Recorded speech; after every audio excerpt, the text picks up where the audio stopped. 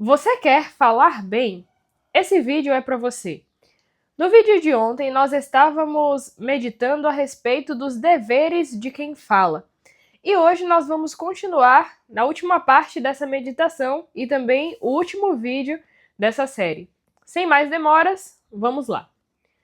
O mesmo Agostinho parece ter querido que ao ensino, ao deleite e à submissão também pertençam outras três coisas, ao dizer de modo semelhante. Será eloquente aquele que puder dizer o pequeno com humildade, o moderado com moderação, o grande com elevação. No vídeo de ontem eu estava explicando o casamento que deve haver entre fundo e forma. Então, aquilo que eu falo precisa também ser casado com a forma como eu falo. Então, se eu estou falando de amor, eu tenho que buscar colocar os meus gestos, colocar tudo a serviço daquilo que eu estou dizendo. Se eu estou falando de alegria, eu tenho que colocar a minha expressão facial, o meu coração, tudo em favor daquilo que eu estou falando. Então, é isso que Santo Agostinho vai dizer. Será eloquente, ou seja, a pessoa que fala bem, a pessoa que é eloquente, que consegue convencer aos outros, é aquele que puder dizer o pequeno com humildade. Então, eu falo das coisas pequenas e a forma é a humildade. Eu falo do moderado com moderação e eu falo do grande com elevação. Então, é o casamento perfeito entre fundo e forma. Isso é um exercício contínuo para você. E por isso que eu acredito que quando nós falamos algo, aquilo deve sair do mais íntimo de nós.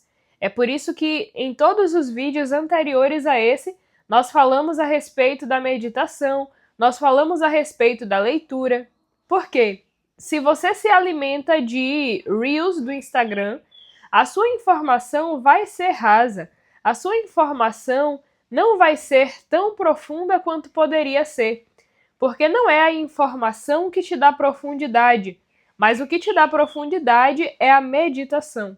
Então você já meditou várias vezes naquele trecho das Sagradas Escrituras, você já meditou várias vezes em um ponto de um livro, e isso vai te dando vida interior, profundidade. De modo que quando você fala as coisas, você não fala da boca para fora, mas você fala do seu coração e também da sua vida. Isso daqui é muito importante. Continuando. Quem deseja conhecer e ensinar, aprenda, portanto, quanto há para se ensinar, e adquira a faculdade de dizê-las como convém a um homem de igreja. Quem, na verdade, querendo ensinar, às vezes não é entendido, não julgue ainda ter dito o que deseja àquele a quem quer ensinar, porque, mesmo que tenha dito o que ele próprio entendeu, ainda não foi considerado como tendo-o dito aquele por quem não foi entendido. Se, porém, foi entendido, de qualquer modo que o tenha dito, o disse. Isso é muito interessante. Na educação moderna, muitas vezes, quando a outra pessoa não entende, a gente assume que o erro está no outro. Então tem essa criança aqui que não está entendendo, que não está aprendendo. Ela deve ter algum transtorno, ela deve ter alguma coisa e por isso ela não está entendendo. E eu acredito que seja um erro assumir que o erro está sempre no outro. Nós, na posição de professores ou na posição de quem vai explicar algo, precisa sempre ter em mente que se eu não alcancei a pessoa, eu preciso explicar de novo de outro jeito. Eu preciso usar um exemplo, eu preciso buscar algo para atingir aquela pessoa. Eu não posso me satisfazer de explicar um assunto a 10 pessoas, um a entender e 9 não. É necessário voltar, explicar de novo.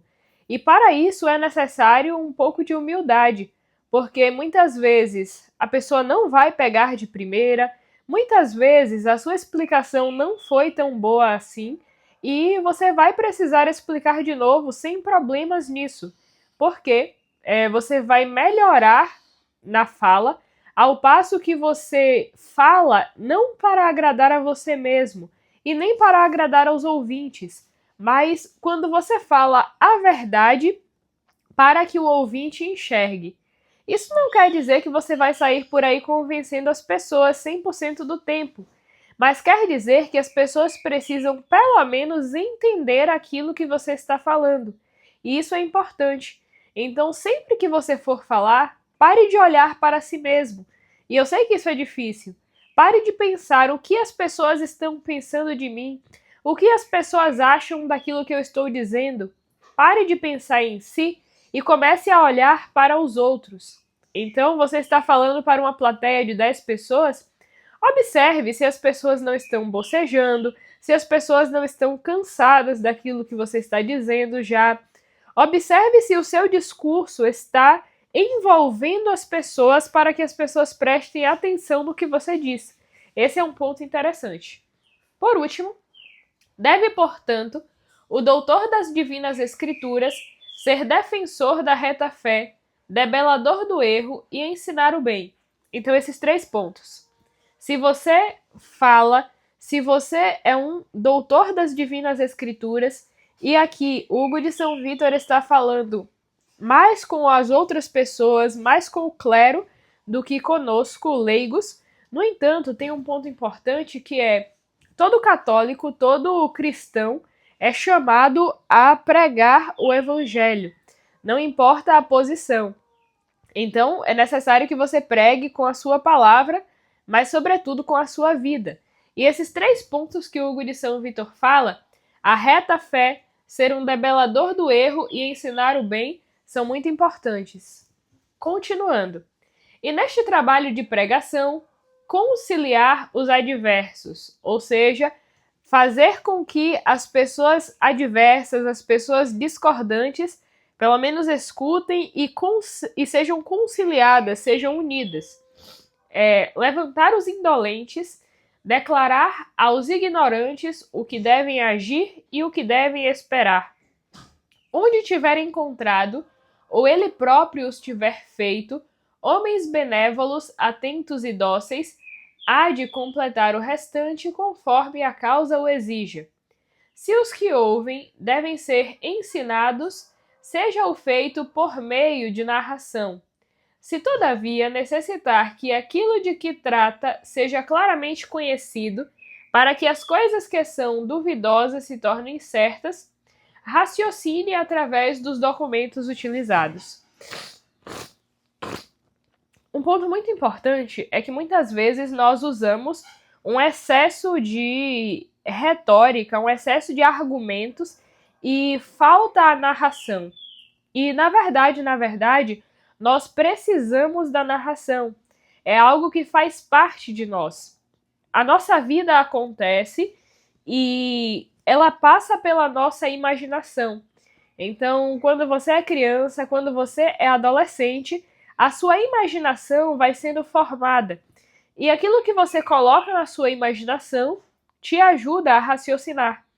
Por isso, se você vai explicar algo às pessoas, não comece de cara explicando mesmo a coisa, mas comece com um exemplo, comece utilizando algo mais palpável para as pessoas. Na contemplação da verdade, nos estudos, a gente caminha daquilo que é mais material para o que é imaterial. Então, a gente começa pelas coisas que nós sentimos, pelas coisas que nós tocamos. Passamos pela imaginação. E a cada passo que nós damos dentro das faculdades da alma, a gente dá um passo a mais em direção daquilo que é imaterial. Justamente por isso, não se começa uma explicação falando de uma coisa abstrata, mas você começa tornando aquela coisa abstrata mais palpável para as pessoas que te escutam. Pois bem, hoje termina a nossa série de vídeos a respeito do Hugo de São Vítor. Eu espero que você tenha gostado e reassista, aproveite bastante esse conteúdo porque ele foi pensado com muito carinho para você. Um forte abraço e até a próxima!